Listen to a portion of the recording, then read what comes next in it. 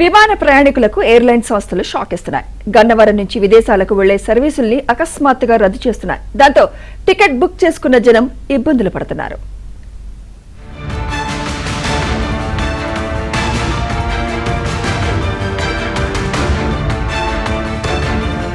దేశంలో ఇంధన కొరత ప్రభావం విమాన ప్రయాణాలపై పడింది.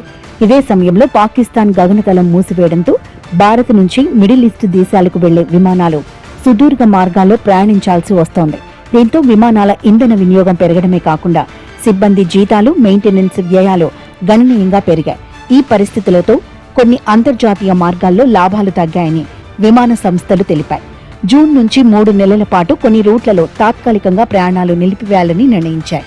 ముఖ్యంగా ఢిల్లీ నుంచి చికాగో, నెవార్క్, సింగపూర్, షాంఘై నగరాలకు వెళ్లే కొన్ని విమాన సర్వీసులను తగ్గించారు. ఇంధన ధరల పెరుగుదలతో మరిన్ని ఇబ్బందులు ఎదురవుతున్నాయి. జెట్ ఇంధన ధరల పెరుగుదల విమానయాన సంస్థలకు పెద్ద సవాల్గా మారింది.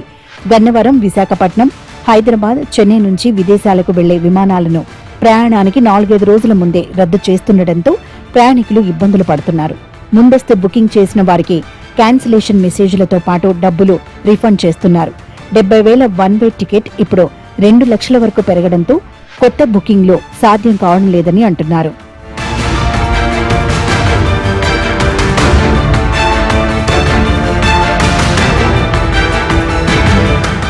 విజయవాడ, షార్జా సర్వీస్ రద్దుతో గల్ఫ్ కనెక్టింగ్ ఫ్లైట్స్ నిలిచిపోయాయి. ఇంధన ధరల పెరుగుదల, పశ్చిమాసియా ఉద్రిక్తతల ప్రభావంతో మరికొన్ని ఇంటర్నేషనల్ ఫ్లైట్స్ రద్దవుతున్నాయని ఎయిర్లైన్స్ ఏజెన్సీలు చెబుతున్నాయి.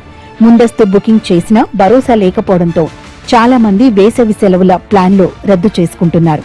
అయితే ప్రయాణికులు ఆందోళన చెందాల్సిన అవసరం లేదని, పరిస్థితులకు అనుగుణంగా కొన్ని మార్గాల్లో మాత్రమే మార్పులు చేస్తున్నట్లు విమానయాన సంస్థలు ప్రకటిస్తున్నాయి.